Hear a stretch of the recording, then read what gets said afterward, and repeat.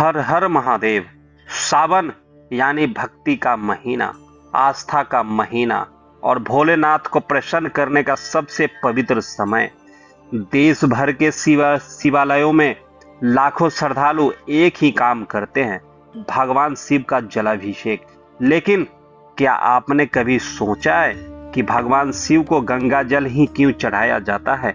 आखिर क्यों नहीं कोई और नदी, या सिर्फ एक ही परंपरा है, या इसके पीछे छिपा है हजारों वर्षों पुराना ऐसा रहस्य जो भगवान शिव, मां गंगा और पूरी सृष्टि को एक सूत्र में जोड़ता है? देखिए हमारी यह विशेष प्रस्तुति। आस्था का महासागर। सावन आते ही पूरा भारत शिवमय हो जाता है। कहीं मंदिरों में घंटियां गूंजती है तो कहीं बोलबम के जयकारे से आसमान गूंज उठता है। लाखों कमाड़िए सैकड़ों किलोमीटर पैदल चलकर मां गंगा का पवित्र जल लाते हैं ताकि भोलेनाथ का जलाभिषेक कर सके। लेकिन सवाल वही है, क्या गंगा जल में सचमुच कोई दिव्य शक्ति है, या इसके पीछे छिपी है सनातन धर्म की सबसे अद्भुत कथा? गंगा को संभालने आए स्वयं महादेव। कहते हैं राजा भगीरथ की हजारों वर्षों की तपस्या रंग लाई। मां गंगा स्वर्ग से पृथ्वी पर उतरने को तैयार हुई, लेकिन उनका वेग इतना प्रचंड था कि पृथ्वी विनाश के मुहाने पर खड़ी हो गई। तभी सृष्टि के रक्षक नहीं, संहार के देवता महादेव सृष्टि के रक्षक बनकर सामने आए। उन्होंने मां गंगा को अपनी जटाओं में समेट लिया, उनके वेग को शांत किया और फिर धरती को जीवन देने के लिए उन्हें धीरे धीरे प्रवाहित किया।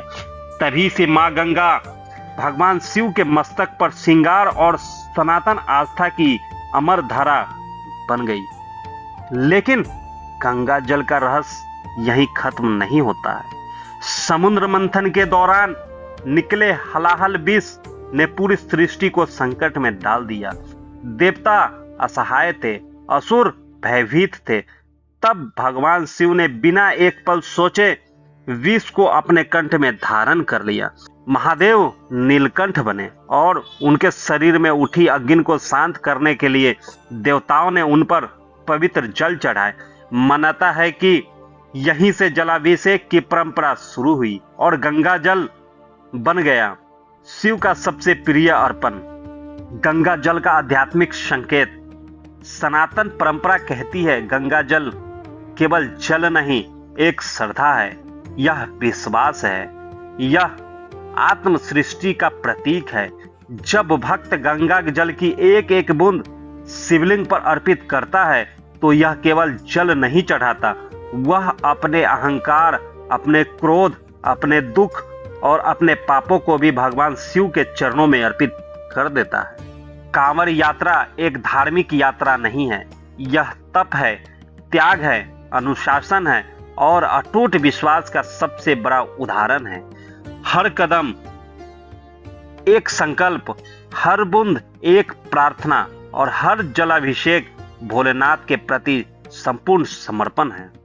शिव और गंगा का यह दिव्य संबंध हमें सिखाता है कि शक्ति तभी पूर्ण होती है जब उसमें करुणा हो, और भक्ति तभी सार्थक होती है जब उसमें समर्पण हो। शायद यही कारण है कि सावन में गंगा जल की हर बूंद केवल शिवलिंग को ही नहीं बल्कि करोड़ों श्रद्धालुओं के विश्वास को भी अभिषेक करती है।